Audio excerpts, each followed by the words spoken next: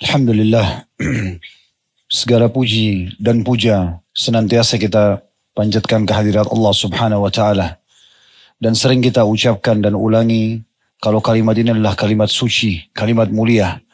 Juga tentu terucapkan dari lisan-lisan yang suci, yang suka berzikir kepada Tuhannya Allah Subhanahu wa taala.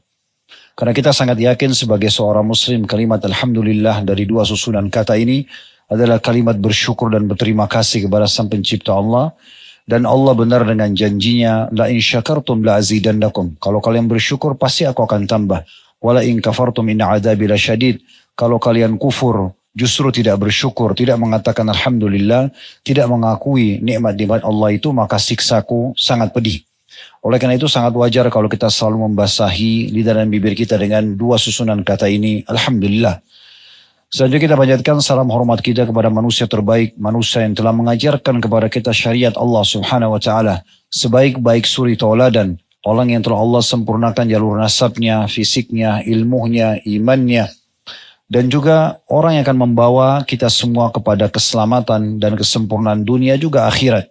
Beruntunglah orang yang menjadikannya sebagai suri tauladan dan mengucapkan salam hormat kepadanya akan dibalas oleh Allah Subhanahu wa taala dengan pahala yang sangat besar. Oleh karena itu selalulah setelah memuji Allah alhamdulillah mengucapkan salawat dan taslim kepada Nabi besar Muhammad sallallahu alaihi wa ala alihi wa sahbihi wasallam. Seperti biasa di pekan pertama Rabu kita akan melanjutkan bahasan dosa-dosa besar dan semoga Allah Subhanahu wa taala menyelamatkan kita dari seluruhnya.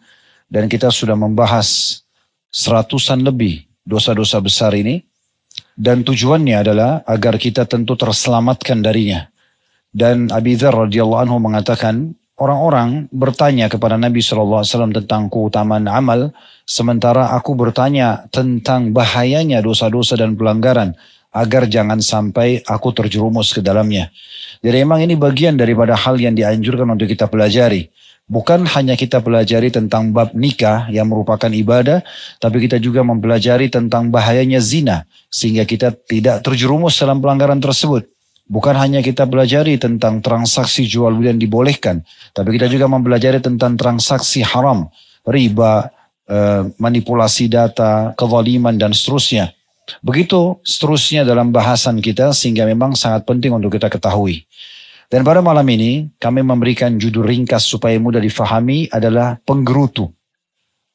Beranjak daripada hadis Nabi SAW yang diangkat oleh Syekh Muhammad bin Abu Wahhab rahimahullah. Diriwayatkan Abu Daud dengan sanad jayyid dari hadis Abu Hurairah radhiyallahu anhu. Bahwasanya Nabi SAW bersabda syarru ma fir rajuli syuhun hali'un wa jubnun khali'. Hadis ini riwayat Abu Daud. Terjemahannya, sejelek-jelek perkara yang ada pada seseorang adalah kikir yang suka mengeluh dan juga sifat sangat penakut. Dari hadis ini kita lihat ada 3 sifat yang dianggap buruk oleh Nabi alaihi salatu wassalam, dan berarti kalau dikatakan syarru ma fir rajul, seburuk-buruk yang ada pada seseorang, artinya kita tidak boleh memiliki ketiga sifat ini atau salah satunya. Dan itu menandakan berarti dia akan berefek negatif. Secara hukum agama akan bernilai dosa, juga secara muamalah dengan manusia itu akan mendatangkan efek-efek negatif. Bermula dari kikir, ini sudah sering kita jelaskan, kalau kikir bagian daripada dosa besar. Ya, dan terlalu banyak ayat Al-Quran yang menyebutkan tentang masalah larangan dan ancaman kikir itu sendiri. Dan cukuplah sabda Nabi SAW menggambarkan dalam hadis yang sahih kalau kikir itu adalah penyakit jiwa. Dan beliau juga mengatakan bagi teman-teman yang pegang bukunya ini ada dibahas di halaman 85 dosa besar yang kita bahas ini. Itu sabda Nabi SAW, wattaqu syuhha fa inna syuhha ahlaka man kana qablakum hamalahum ala an safaku dima'ahum wastahallu maharimahum. Takutlah kalian, jauhilah, hindarilah sifat pelit atau kikir itu. Sesungguhnya sifat pelit membinasakan orang-orang sebelum kalian. Karena mereka pelit, tidak mau berbagi, maka membuat mereka saling menumpahkan darah di antara mereka dan juga menghalalkan perkara-perkara yang diharamkan terhadap mereka. Sifat yang kedua, dan ini jadi saksi bahasan kita, adalah suka mengeluh. Semua apapun ketetapan Allah subhanahu wa ta'ala dalam hidupnya, dia gerutui. Semuanya tidak baik. Mau dia sakit, mau dia ada masalah yang sedang dia hadapi, semuanya tidak baik. Dan lebih parah lagi, ada orang nikmat pun digerutui. Kalau kita ketemu orang seperti ini, seringkali kita temukan tidak ada ucapan Alhamdulillah dari lisannya. Padahal badannya sehat. Ya, mungkin dia punya pasangan hidup, mungkin dia punya anak, mungkin dia punya pekerjaan, mungkin dia punya pendapatan. Tapi dari awal kita ketemu sampai terakhir, kalau bukan 100% persentase daripada keluhan dia, maka mungkin dominan. Misalnya 90%, 80%, semuanya keluhan. Pasangan hidupnya semuanya buruk, anak-anaknya semuanya buruk, pembantunya, pegawainya, perusahaannya, kendaraannya, pakaiannya, tidak ada sesuatu yang baik. Maka orang seperti ini masuk dalam kategori dosa. Dari satu sisi dia memungkiri nikmat Allah yang sedang Allah berikan kepada dia. Padahal sekecil apapun kita wajib untuk mensyukurinya. Wajib, bukan pilihan. Dan sudah cukup firman Allah dalam surah Ibrahim tadi yang sempat kita bacakan. La in syakartum la azidannakum. Kalau kalian syukur saya akan tambah. Berarti ini ibadah. Sisi lainnya. Wala in kafartum. Kalau kalian tidak syukur. Kufur terhadap nikmat. Inna azabi lasyadid. Siksa pun sangat pedih. Berarti memungkiri nikmat Allah. Bagian daripada dosa. Gitu kan? Jadi tidak boleh sama sekali orang memungkiri nikmat tersebut. Nah, jadi di sini kita bisa lihat teman-teman sekalian, orang kalau misalnya diberikan nikmat lalu mengeluh, berarti masuk dalam kategori dosa. Begitu juga mengeluhkan apa yang sedang Allah takdirkan pada dia dan dia keluhkan pada makhluk. Kita batasi di sini keluhan yang dimaksud ngerutuhnya dia pada makhluk. Dia seperti sedang mengeluhkan takdir Allah yang Allah ujikan kepada dia pada makhluk. Ini yang masuk dalam bahasan kita. Kalau seseorang diuji oleh Allah SWT dengan penyakit, susahnya misalnya pendapatan hidupnya, apalah masalah-masalah dia sedang dihina orang, dicaci maki, difitnah, diambil haknya. Kemudian dia hanya mengeluh kepada sang pemilik kerajaan yang sebenarnya Allah, itu tidak masalah. Justru itu kebaikan. Tapi kalau dia keluhkan takdir Allah kepada makhluk dan bukan konsultasi, keluh gitu kan. Kenapa saya sakit begini? Kenapa ya pekerjaan saya begini? Kenapa ya saya bangkrut? Kenapa ya orang itu tidak nikah sama saya? Kenapa ya ini dan itu? Dan sudah terjadi. Maka ini seperti dia mengeluhkan ya Allah subhanahu wa ta'ala kepada makhluk. Dan ini yang menjadi bahasan kita. Penggerutu di sini adalah menggurutui dan mengeluhkan apa yang Allah takdirkan pada dia. Kepada makhluk ya. Ini yang dimaksud dalam hadis tadi. Kemudian teman-teman sekalian ada sifat ketiga adalah sifat penakut disebutkan dalam hadis, tapi kita sedang membahas tentang masalah suka mengeluh ini. Kita coba lihat penjelasan lebih jauh. Ibnu Qayyim rahimahullah menyebutkan satu statement yang baik dalam kitab Al-Fawaid beliau. Kurang lebih terjemahannya, orang yang bodoh adalah orang yang mengeluhkan tentang Allah pada manusia.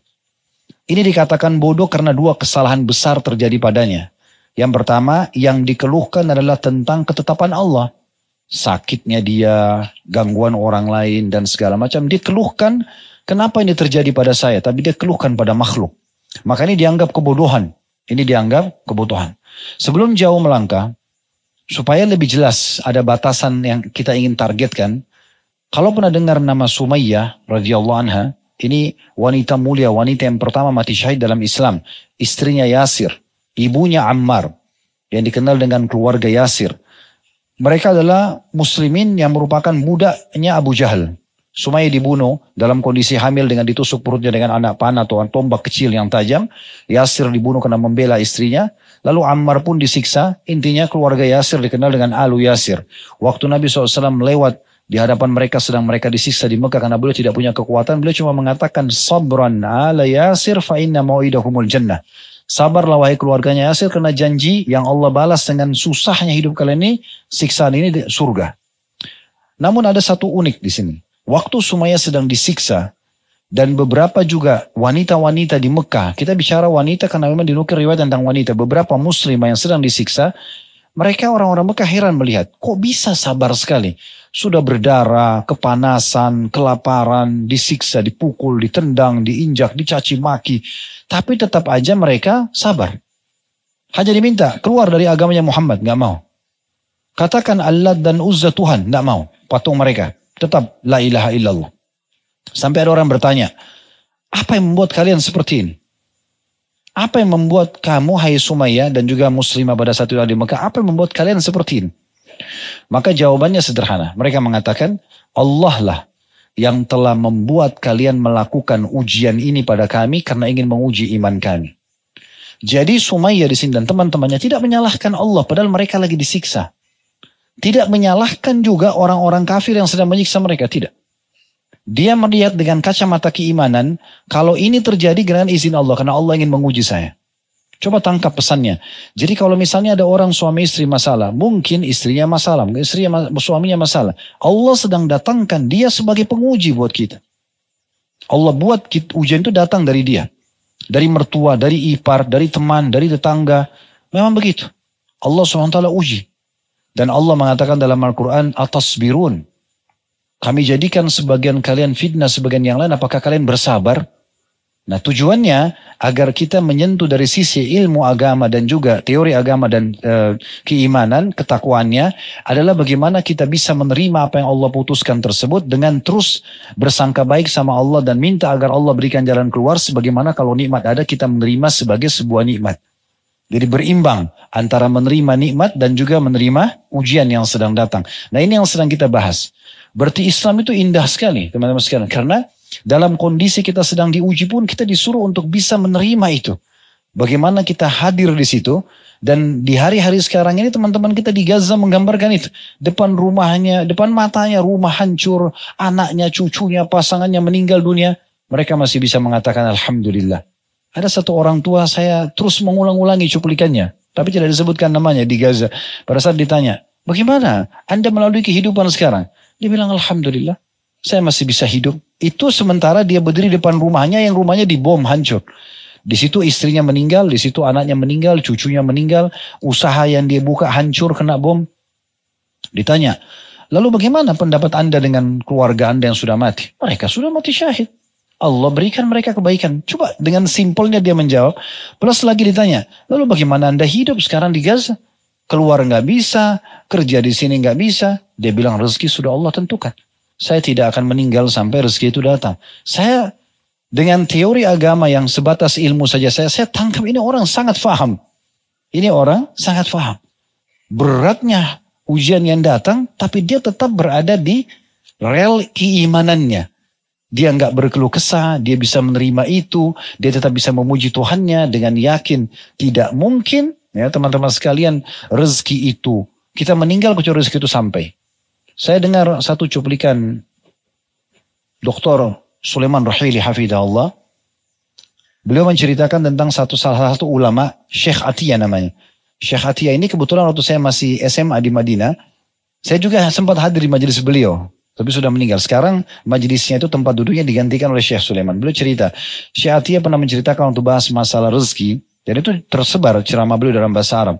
Beliau mengatakan, Syekh Atiyah mengatakan, ada satu orang menceritakan pada beliau yang terpercaya.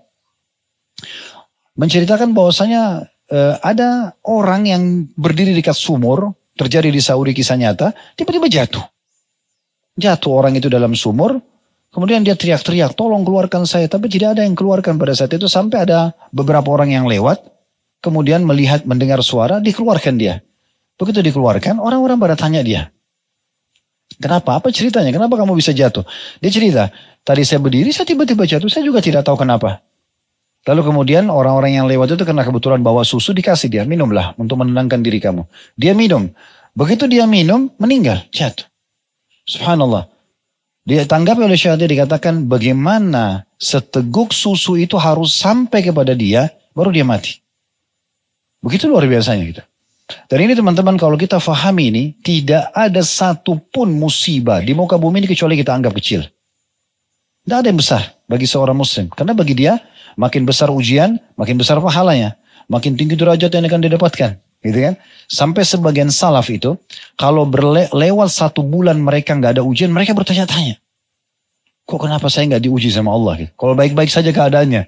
Mereka berharap ada ujian datang di mana itu akan jadi pelajaran dalam hidupnya. Dan otomatis jadi pembersihan dosa, peninggian derajat, dan seterusnya. Nah seperti itu. Ini poin yang sedang kita bahas. Saya ulangi lagi. Kata Ibnu Qayyim rahimahullah, orang yang bodoh adalah orang yang mengeluhkan tentang Allah pada manusia. Ini dikarenakan bodohnya dia karena terjadi padanya dua kesalahan besar. Yang pertama, yang dia keluhkan adalah tentang ketetapan Allah pada dirinya. Kepada makhluk yang tidak bisa memberikan jalan keluar. Tidak bisa. Dokter juga hanya bisa kasih semoga lekas sembuh resepnya. Nggak ada satupun resep dokter pasti sembuh. Nggak ada. Iya kan? Pasti begitu. Walaupun antum datang, tolong dok sembuhin saya. Habis, dia nggak akan bisa apa-apa. Nggak mungkin. Dia cuma bisa berusaha. Makanya ditekankan melalui lisannya Ibrahim alaihissalam supaya jelas Allah berfirman dan Ibrahim disuruh perintahkan mengucapkan itu wa idza maridtu fahuwa yashfin. Kalau saya sakit maka dia yang akan menyembuhkan saya. Kalau konsultasi pada manusia nggak ada masalah, tapi konsultasi pada ahlinya. Ingat, konsultasi bukan curhat. Misalnya sakit datang sama dokter. Dok, saya sudah 2 hari sakit kepala, kira-kira obatnya apa? Dokter tanya apa, kita jawab apa, disuruhin resep, pulang, selesai. Bukan cerita. Dok, saya mau cerita dulu. Ini dari bulan lalu, saya sehat-sehat saja. Kemudian malu dari masuk cerita panjang lebar, ujungnya hanya kena sakit kepala 2 hari yang lalu. Itu nggak ada. Curhat itu hanya kepada Sang Pencipta Allah Subhanahu wa taala. Makanya dikatakan dalam hadis yang sahih Nabi SAW, kalau ishtadda alaihil amr, mulai membesar perkara dalam hidup beliau, shalah. Beliau langsung salat. Udah kembali kepada Allah, enggak ada kepada manusia. Sufyan ats-Tsauri rahimahullah, ada masalah, seorang ulama tabi'in di Mekah, sujud tidak angkat sampai beliau tenang. Nah, gitu. Selanjutnya, yang kedua kata beliau, ini alasan kebodohannya, siapa yang dituju saat mengeluh, yaitu manusia, adalah makhluk yang lemah. Tidak akan bisa memberikan apa-apa kepada dia. Kalau seandainya teman-teman yang kita keluhkan, sampaikan masalah kita ini di depan kita adalah orang yang mencintai kita. Misalnya kedua orang tua atau sahabat yang sangat dekat dengan kita. Kita hanya menambah masalah buat dia. Kita duduk 1 jam, 2 jam, telepon, ngomong, ceritain semua permasalahan. Kita kan sebenarnya jadi beban buat dia. Mungkin orang tua kita akan kepikiran. Mungkin dia sakit gara-gara pikirkan permasalahan kita. Kita hanya menambah masalah buat orang yang kita cintai. Bahkan saya pernah temukan beberapa perkara. Dan saya bertemu sendiri dengan orang tua. Anak-anak ini mereka sudah menikah. Anak-anaknya. Tapi pada saat ada masalah cerita sama orang tuanya. Sampai orang tuanya kepikiran. Gak tidur. Setelah selesai masalah mereka gak cerita sama orang tuanya. Oh kami sudah baikan. Enggak. Tiba-tiba saja orang tuanya sempat sampaikan ke saya. Anak ini tiba-tiba pada saat datang sudah baikan. Sebulan kemudian datang aja sudah baikan. Padahal sebelumnya saya kira belum selesai masalahnya. Orang tuanya sempat kepikiran, tidak tidur, mungkin susah makan. Ini masuk dalam bab durhaka ini. Kan gitu. Kalau yang kita ceritakan di depan kita ini musuh, maka berarti dia punya celah setiap saat dia bisa menyerang kita. Lalu untuk apa mengeluh sama manusia? Kan gitu. Jadi poin penting. Makanya seorang anak muda pernah mengeluh di masa tabi'in dulu. Kemudian dia mengatakan, sesungguhnya kehidupanku begini dan begitu. Pengangguran, tidak ada pekerjaan, belum menikah, orang tuanya suka marah sama dia. Didekati oleh seorang tabi'in, kemudian dipegang tangannya lalu mengatakan, wahai anak muda, ditarik ke pinggir jalan. Apa kau lihat mataku sebelah kiri ini? Sambil dia tunjuk matanya. Mataku ini sudah 40 tahun tidak melihat yang sebelah kiri. Sebelah kanan masih melihat. Tapi belum pernah aku sampaikan kepada satupun makhluk kecuali kau sekarang. Karena kau mengeluhkan permasalahanmu. Bukan tidak menyampaikan kepada ahlinya ya, tabib misalnya. Tapi kalau antum flu satu kampung tahu, misalnya. Atau semua orang harus tahu. Ini kan unik ini. Nah ini yang dibahas. Jadi seakan-akan mengeluhkan permasalahan yang sedang diujikan kepada dia. Ada seorang salaf ya, pernah mengeluhkan dirinya sambil mengatakan, demi Allah kesengsaraanmu. Ya. Atau ada orang yang sedang mengeluh tentang kemiskinan lalu dinasihatin. Dia mengatakan, demi Allah kesengsaraanmu tidak akan lepas jika engkau malah mengeluhkan Allah yang sejatinya yang menyayangimu kepada makhluk yang tidak menyayangimu. Jadi ada orang berkeluh kesah di depannya seorang salaf. Kemudian dia mengatakan hidupku susah segala macam. Lalu orang itu dekati, menasihati sambil mengatakan, kalau pastikan hidupmu tidak akan berubah. Permasalahan karena kamu sedang mengeluhkan pemilik ketentuan takdir Allah yang menyayangimu kepada orang yang tidak menyayangimu. Kepada manusia. Hari ini kan manusia bisa jadi teman kita, besok jadi musuh kan. Bukankah pasangan hidup kita hari ini jadi suami istri, besok bisa jadi mantan suami istri? Kan gitu. Kan bisa saya begitu. Nah itu yang harus kita fahami baik-baik teman-teman sekalian. Oleh karena itu harus hati-hati. Kemudian teman-teman sekalian, dari sisi yang lain. Juga supaya lebih dalam kita membahas tentang apa yang sedang kita ingin sampaikan ini. Sebagian salaf juga dinukil berkata, ini dinukil oleh Ibnul Jauzi rahimahullah dalam buku As-Sabat Indal Mamat, ya. Maksudnya tetap kokoh di atas keimanan pada saat kematian datang di halaman 55. Waqad kana as-salafu yakrahuna syakwa ilal khalq. Ketahuilah bahwasanya kaum salaf, sahabat tabi'in, tabi'in ini sangat membenci untuk mengeluh atau berkeluh kesah kepada makhluk. Wasyakwa wa in kana fiha rahatun illa annaha tadullu ala dha'fin wa dhul. Orang yang berkeluh kesah kepada makhluk itu walaupun mungkin mendatangkan ketenangan di sebagian keadaan karena kita menyampaikan permasalahan kita pada orang tersebut, tapi itu menunjukkan tentang lemahnya iman dan kerendahan hati seseorang, kerendahan jiwanya. Berarti orang ini lemah karena semuanya dikeluhkan. Dan dipastikan orang seperti ini teman-teman sekali buka pintu mengeluh tidak akan berhenti menutup pintu mengeluh. Hari ini dia mengeluh makanan, besok mengeluh minuman, lusa mengeluh baju, lusanya lagi mengeluh rumah, semuanya keluhan. Maka dia akan jauh dari bab syukur. Lalu dikatakan was-sabru anha dalilun ala quwwatin wa izz. Sementara sabar terhadap ujian yang sudah datang, sabar berarti menerima dulu. Kemudian ikhtiar cari jalan keluar adalah menunjukkan kuatnya iman dan kemuliaan jiwa seseorang. Nah ini perkataan Ibnu Al-Jauzi rahimahullah. Beliau mengatakan itu. Dan cukuplah sabda Nabi SAW dalam hadis riwayat Tirmidzi teman-teman sekalian masalah takdir Allah ini. Faman radiya falahu ridha. Kalau Allah tentukan satu keputusan dan ridho dengan itu. Misalnya sering saya kasih contoh dengan antum tidur sehat. Bangun tidur sudah flu. Terima dulu sebagai takdirnya Allah. Oh, Allah lagi uji saya. Siapa yang ridho dengan itu, falahu ridho, dia akan dapat keridhaan Allah. Tinggal dia ikhtiar, cari jalan keluar, ya. Dia raih pahala dari kesabarannya misalnya. Wa man sakhit falahu sakht, dan siapa yang murka dengan keputusan Allah, Allah juga akan berikan kemurkaan padanya. Kenapa Allah uji saya begini? Kenapa Allah kasih begini dan seterusnya? Maka berarti dia tidak ridho dengan itu. Dia murka dengan keputusan Allah, Allah pun murka dengan dia. Nah ini mutlak sekali. Allah subhanahu wa ta'ala terkadang menjadikan musibah atau ujian yang datang itu agar kita lebih manja dengan dia. Agar kita lebih dekat dengan dia. Sampai Nabi SAW mengatakan kepada kita nasihat yang sangat baik. Ya. Dalam sebuah hadis ya, di mana Nabi SAW mengatakan liyas'al ahadukum rabbahu hajatahu kullah. Harusnya seseorang dari kalian betul-betul meminta apa saja kepada Tuhannya hatta syaitha na'lihi idan qata, sampai tali sendalnya kalau putus. Dari hadis ini dinukil perkataan oleh sebagian ulama, ini dinukil oleh Ibnu Rajab dalam kitab Jami' Ulum wal Hikam beliau di halaman 48 jilid 2. Beliau mengatakan wa kana ba'dus salaf, setelah membaca hadis ini tadi, dan sebagian salaf yas'alullah fi salati kullu hawaijihi. Maka dia kullu hawaijahu, maka sebagian salaf meminta dalam solatnya semua hajatnya kepada Allah, hatta milh ajinuhu, sampai garam adonan rotinya, wa ilfu syata, dan makanan daripada dombanya, ya, sampai dia minta itu kepada ya, Tuhannya. Wa fi al-Israiliyat, Ibnu Rajab mengatakan, dan dalam kisah Israiliyat, Israel ini berarti nukil dari orang-orang sebelum kita ya, dari orang Yahudi, orang Nasrani, tapi Israiliyat ini kata Nabi SAW, jangan kalian dustakan, jangan kalian benarkan. Kalau sejalan dengan agama kita, kita terima. Kalau tidak, maka kita tolak. Tapi kalau tidak ada, maka kita tidak dustakan. Ya. Maka kata Ibnu Rajab dalam kisah Israiliyat, anna Musa alaihissalatu wassalam, bahwasanya Musa alaihi salatu wassalam qala, berkata, ya Rabbi, wahai Tuhanku, innahu la ya'ud liyal haja minad dunya fa astahyi an as'aluk.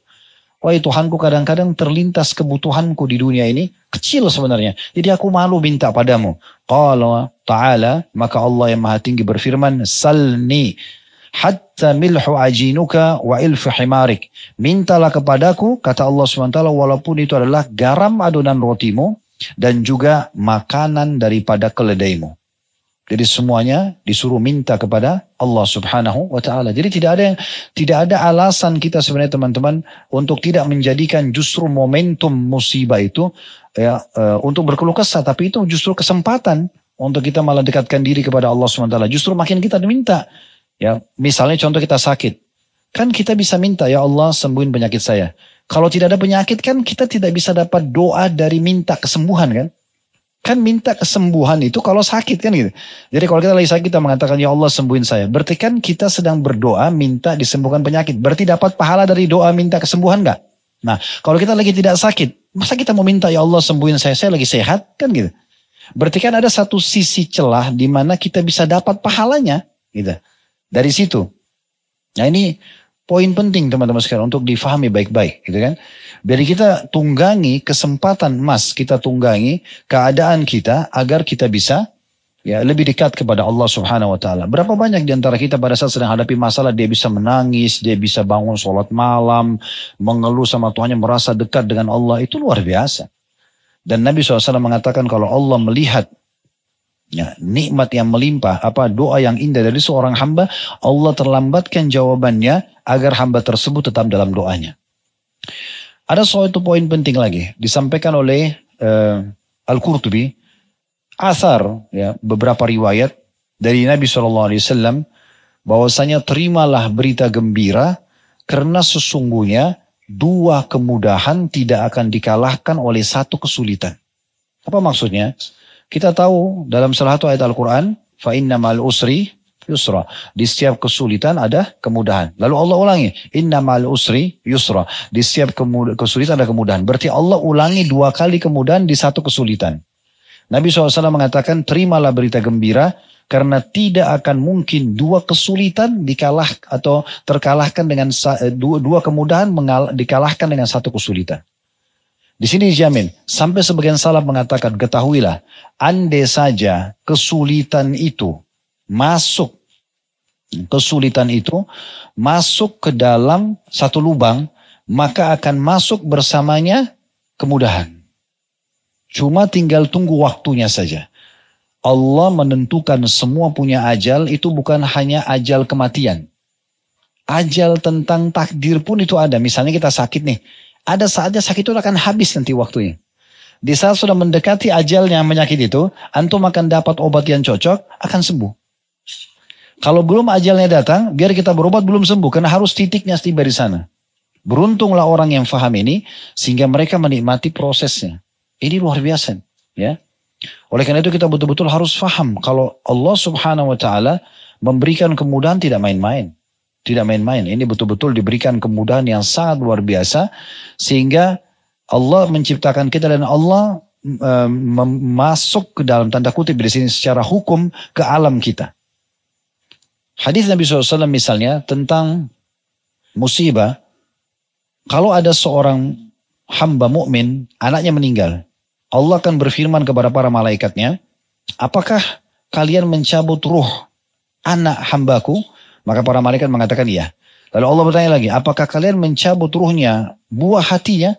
Maka mereka mengatakan iya. Lalu kata Allah SWT kepada para malaikat, lalu apa yang dikatakan hambaku? Mereka, kata para malaikat, memujimu. Walaupun anaknya meninggal, mereka bilang Alhamdulillah. Dan istarja, mereka mengatakan Inna lillahi wa inna ilaihi rajiun. Maka kata Allah SWT kepada para malaikat, kalau begitu, bangunkan untuk hambaku ini, istana khusus di surga namanya, ya, istana puji-pujian. Istana puji-pujian. Di sini Allah Subhanahu wa ta'ala tidak membiarkan kita. Allah tahu kalau kita punya anak meninggal berarti kita sedih. Itu alam kita manusia. Tapi Allah terapkan hukum masuk di alam kita itu. Kan bisa saja Allah tidak peduli. Meninggal anak kamu ya selesai. Itu keputusan saya ambil saja. Tapi Allah enggak. Allah masukkan hukum ke alam kita itu. Dan memberikan kita balasan yang besar. Sehingga sebenarnya tidak ada alasan untuk tidak menerima keputusan Allah Subhanahu wa ta'ala. Ini luar biasa. Ya. Oleh karena itu dinukil banyak sekali perkataan para salafus salih berhubungan dengan masalah ini. Menerima takdir Allah Subhanahu wa ta'ala dan menantangkan bahwasanya di setiap kesulitan itu akan ada kemudahan. Ya, saya coba cek kembali beberapa perkataan salafus salih berhubungan dengan masalah ini. Bagaimana mereka menjabarkan hadis Nabi SAW tidak akan pernah terkalahkan dua kemudahan dengan satu kesulitan. Sehingga akhirnya kita faham tidak ada teman-teman sekalian kesulitan untuk melalui. Coba deh direview kembali kehidupan antum dari awal. Apa masalah antum yang selama ini belum antum ketemu titik ke jalan keluarnya. Pasti kita akan ingat, oh ternyata sudah keluar. Walaupun sudah berapa tahun sekian. Ya sekian tahun berlalu ya, sekian bulan. Tapi ada jalan keluarnya. Karena pasti akan ada kemudahan setelah kesulitan tersebut. Statement Hasan Basri rahimahullah. Beliau menyampaikan hadis Nabi SAW pada saat menjelaskan tentang surah An-Nashr ayat 5-6 yang fa inna ma'al usri yusra, inna ma'al usri yusra. Beliau menyampaikan sabda Nabi SAW, abshiru atakumul yusr. Terimalah berita gembira karena kemudahan telah datang kepada kalian. La yagliba usrun yusraini. Karena satu kesulitan tidak akan mungkin mengalahkan dua kemudahan. Ya, karena dalam ayat itu diulangi 2 kali, kemudahan 1 kali kesulitan. Juga dalam riwayat Qatada radhiyallahu anhu diceritakan bahwasanya beliau mengatakan atau menukil sabda Nabi SAW, terimalah berita gembira. Lalu kata Nabi SAW, la yagliba usrun yusraini. Karena tidak mungkin satu kesulitan itu mengalahkan 2 kemudahan. Tadi statement yang saya bilang bahwasanya kalau ada kesulitan masuk ke dalam sebuah lubang maka kemudahan akan masuk bersama, itu perkataan Abdullah bin Mas'ud radhiyallahu anhu, di mana beliau mengatakan seandainya kesulitan masuk ke dalam satu lubang maka kemudahan pun akan mengikutinya. Karena Allah Ta'ala telah berfirman, fa inna ma'al usri yusra, inna ma'al usri yusra. Di setiap kesulitan ada kemudahan, di setiap kesulitan akan ada kemudahan. Dan ada satu statement yang menarik dinukil oleh Abdullah bin Mubarak rahimahullah dalam bab jihad.